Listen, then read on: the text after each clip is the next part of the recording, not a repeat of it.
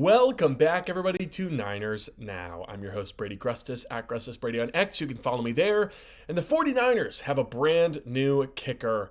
Matt Gay has won the competition.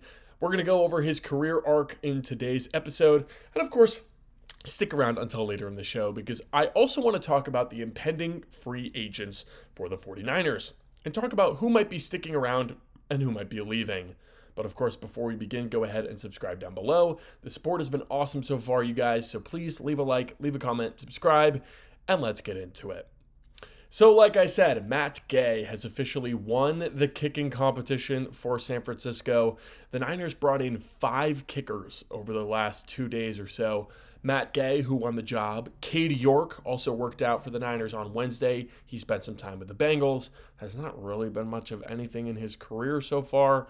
And then on Tuesday, of course, they worked out Anders Carlson, John Parker Romo, and Tanner Brown. You can go ahead and check out my last video for more detailed deep dives on those guys' careers. But it's Matt Gay who ended up winning the job. Clearly the most veteran of those guys, the most experienced NFL kicker out of those 5. Pretty clearly, he's been an NFL kicker for 7 years now, almost exclusively full-time. There was 1 year he played about half the year, but the rest he's been employed, right? So this is a guy who NFL teams think is a starting caliber kicker. He had kind of a rough rookie year with Tampa Bay back in 2019, but as soon as he signed with the Rams in 2020, his career really started to take off.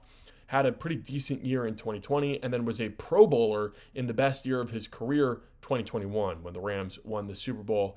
He went 32 of 34 that year, 94.1% kicking percentage. He was fantastic. Had another great year in 2022, and then signed with the Colts, where his average dropped all the way down to 80.5. Yikes. 8 missed kicks in that season for the Colts. Was a little better last year in 2024. But of course, the Colts moved on, brought in Spencer Schrader instead, and now Matt Gay is a Washington Commander, or was a Washington Commander so far this year, where he's having by far the worst year of his career. He's already missed 6 kicks in only 10 games, 68.4%, just not good enough as a kicker. Now, the thing with Matt Gay is over the past 2 seasons, he's only missed 1 kick under 50 yards. He's been perfect under 50 yards with one exception, and that exception came last Sunday in Madrid when he missed a potential game-winning field goal against the Miami Dolphins. So clearly the Commanders have had enough. They saw that kick. They said, adios, Matt Gay. We would rather play Jake Moody.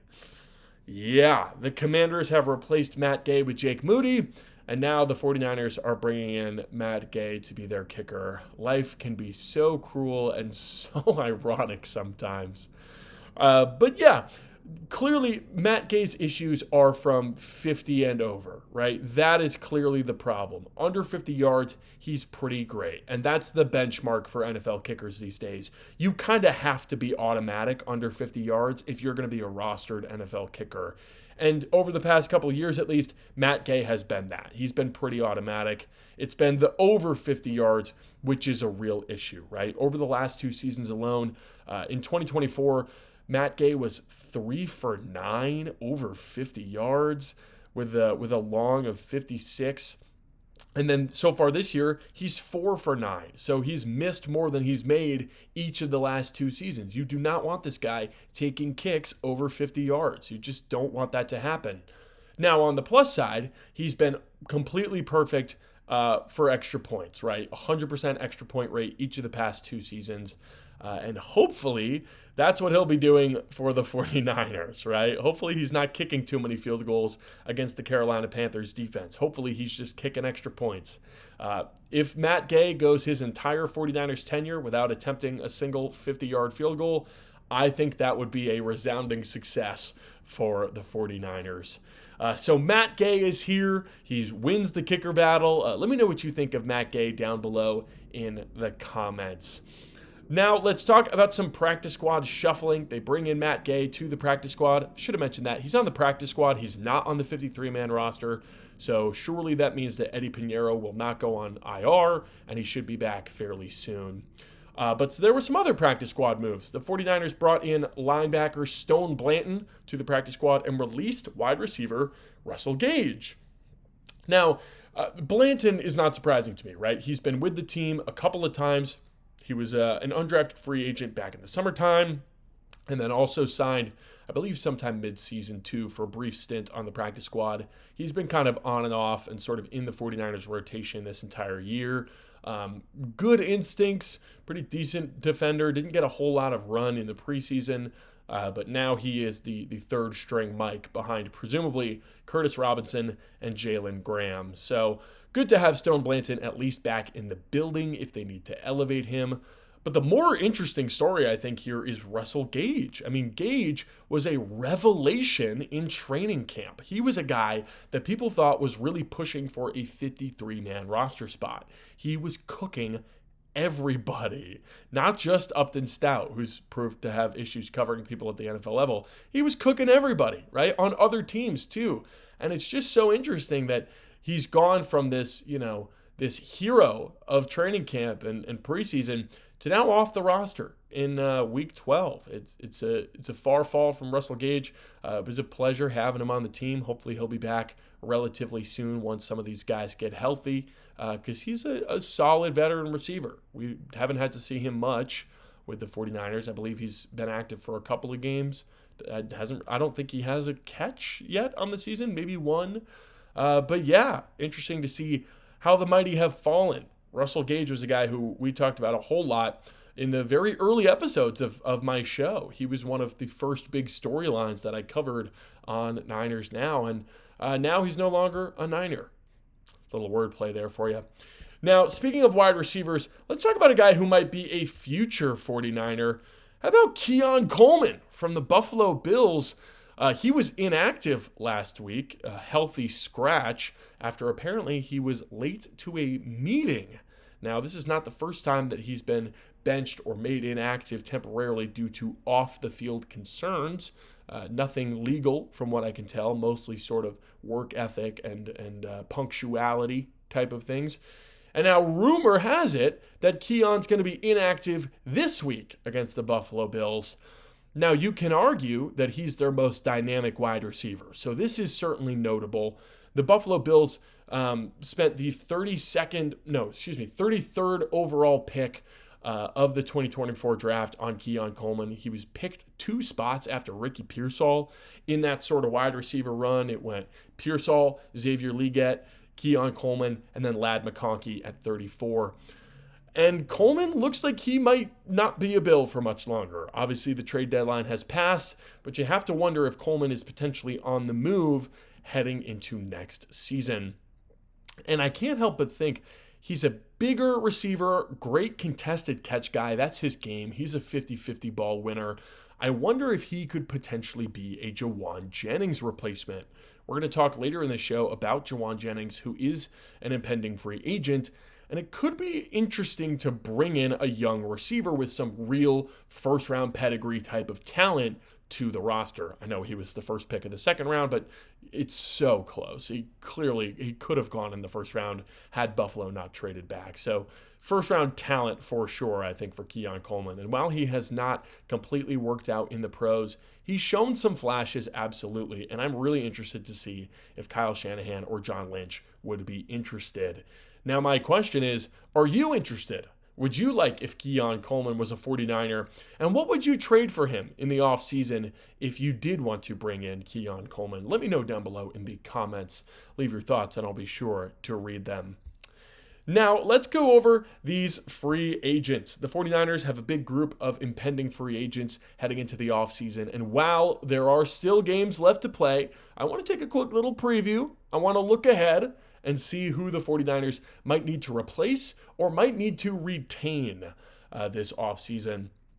Now, to start, the 49ers have 4 restricted free agents. These are guys who I think will almost certainly be back. Chase Lucas, Sam Aquanu, Jake Tonjes, and Austin Pleasance. Those first 3 guys have had real, tangible roles with this 49ers team, and Austin Pleasance has been pretty valuable depth for the 49ers. Luckily, we haven't had to see him too much, but he has been, useful, and he's been on the 53-man roster all year long. So I expect all four of those guys to be back with no real issues. Now, getting into the unrestricted free agents now, this is where we start to have some really interesting conversations. The biggest name is pretty clearly Jauan Jennings to me. Do the 49ers end up bringing him back? Can they pay him an extension? Will some other team overbid? What does his market look like? Those are some big questions for Jauan Jennings. I don't think his play this season has exactly boosted his market a ton. I know he's been playing injured nearly the entire year, but still, with the contract holdout and all these injuries, and it feels like every other week there's just a back-breaking, horrific play from Jauan Jennings, a drop in a timely moment, or a tipped pass led to an interception. Just sometimes when Jauan Jennings touches the ball, bad things happen, right? Now, in recent weeks, he's been quite a bit better, and he's shown why the 49ers keep him around, but you have to wonder if he's maybe more valuable somewhere else than he is for the 49ers, especially with Ricky Pearsall in the fold, Brandon Ayuk potentially coming back. What do they do with Kendrick Bourne and Demarcus Robinson and Jordan Watkins and Jacob Cowing and all these guys, right? So Jauan is not only the biggest name in the free agent pool, but the biggest question mark in my mind. Next, Yetur Gross-Matos is also a free agent. I have to imagine he'll hit the open market. He's just been hurt so often for the 49ers. I mean, this has been the story of his career, right? He's just hurt all the time, and I don't think you can continue to pay him if he's going to be this inactive for you. Also, a trio of defensive tackles will be free agents: Jordan Elliott, Kalia Davis, and Kevin Givens. It'll be really interesting to see which one of these guys they retain, or if they retain more than one. I expect them to try and keep Kalia Davis around. I think they really like Jordan Elliott, but I don't know if they think maybe they can replace that role with Alfred Collins and CJ West. We'll see. I think Givens is potentially a goner, although you never know. He could just come back in the middle of July or middle of August because he misses the 49ers too much. But yeah, I think we see at least one of these guys probably leave. And if I had to guess, the one who I think is most likely to stay is Kalia Davis. I think he's been the best of those three so far this year. Flipping to the other side of the trenches, both Spencer Burford and Ben Bartch are free agents. I'd like to see both these guys brought back, in all honesty. Bartch is on a super cheap prove-it deal. I think you could probably get him on another pretty similar contract because he had that injury that kept him out a while. He has not been a superstar by any means, right? But he's shown that he can look pretty good for you. He can look pretty decent, at least, right? He's not perfect, but he's a solid, startable offensive lineman, and I think you got to keep those guys around. And as for Burford, he's really starting to become like an actual viable swing backup, right? He's played left guard, he's played left tackle, he's played right guard, he's played right tackle. He's played 4 of the 5 offensive line positions, and that's kind of all you can ask for from a backup offensive lineman. So I'd really like to bring back Spencer Burford. I think that would be fantastic. He's kind of the new Daniel Brunskill, if you will. I'd love to get him back on a cheap deal. I'd love to bring both of them back. Kendrick Bourne and Sky Moore at wide receiver. Sky Moore is a really interesting one because he's kind of just your return guy now. He's basically nothing on offense, right? He rarely contributes on offense, even in dire straits like the 49ers have been in recently, but he just had that huge return. He's looked a lot more comfortable lately. He does kick and punt returns, so you have to at least consider bringing him back. Kendrick Bourne, there's been a lot of ups and a lot of downs with him. I think they would tend to lean younger at wide receiver, especially if they draft a guy. I think Kendrick Bourne is probably toast. I think they'd rather bring back Jennings than Bourne, so we'll see if Bourne sticks around. Jason Pinnock and Luke Gifford on defense. Those are two pretty big free agents. Pinnock, I think, is a goner. I don't think he just doesn't really flash. I think you want to play Marquise Siegel instead of him. You want to play Jair Brown instead of him. I think his role is not great going, long term for the 49ers. Luke Gifford, maybe he gets brought back for special teams purposes. I think he's been pretty good as a special teams tackler. Obviously not really a defensive guy. I thought he might be at certain points this season. Clearly not. And then the entire trio of specialists, John Weeks, Thomas Morstead, and Eddie Pinheiro, all free agents. Would love to bring back as many of them as you can. Make sure that John Weeks sticks around for his age 58 season or whatever. John Weeks is like one of the oldest players in the NFL, as is Thomas Morstead, who I believe is planning on retiring. I don't know if that's official or not, but I have to imagine he's getting pretty close. So priority number one is obviously Pinheiro, and then priority number two is continuity. So if you can keep Weeks around, that would be fantastic. You might end up needing a new punter just because of a Morstead retirement, but ideally he sticks around and you get to keep that continuity into next year. And then Matt Hennessy, he's a pretty interesting one. He's a pretty decent backup center, but not sure if the 49ers will be adding another center, maybe Tyler Linderbaum, maybe a draft pick, hopefully. So you don't know in that case. That's a question mark for me. And then Trent Taylor and Teron Jackson, both of these guys I believe are on injured reserve. Have to imagine they'll be back probably for the 90-man roster. We'll see if they make the 53 next year. And then another really interesting question here. It's two running backs, Brian Robinson Jr. and Patrick Taylor. Robinson is his own interesting question. I mean, he was traded for. 49ers clearly like him. He's given some really good performances for San Francisco so far this year, but he's the backup running back. And the reason the Niners traded away Jordan Mason is because you don't want to pay your backup running back very much. So if Brian Robinson gets a decent deal elsewhere, I think he's probably gone. The only way he's back in San Francisco, I think, is if it's cheap, right? The Niners also drafted Jordan James. You've still got Isaac Guerendo in the fold. And then there's the Patrick Taylor question.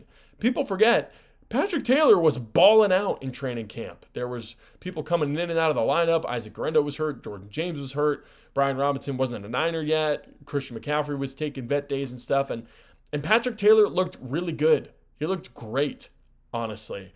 And I think if he were healthy, they wouldn't have traded for Brian Robinson. But you know what? He got injured, out for the whole season.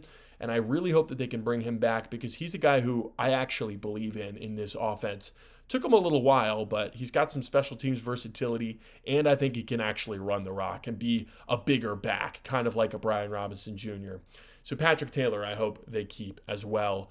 So those are just my thoughts on the next class of 49ers free agents. What do you think? Which major free agents do you think the 49ers will keep, and which do you think they will lose this spring? And then, of course, what do you think of the Niners signing Matt Gay? Leave a comment down below with your thoughts. And, of course, let me know if you enjoyed this episode. Leave a comment, leave a like, and let me know if there's any topics that you'd like to see me cover. Thank you all for watching, and subscribe for 49ers videos 5 days a week. I'm Brady Grustas, at GrustasBrady on X. This has been Niners Now, and I'll see you tomorrow.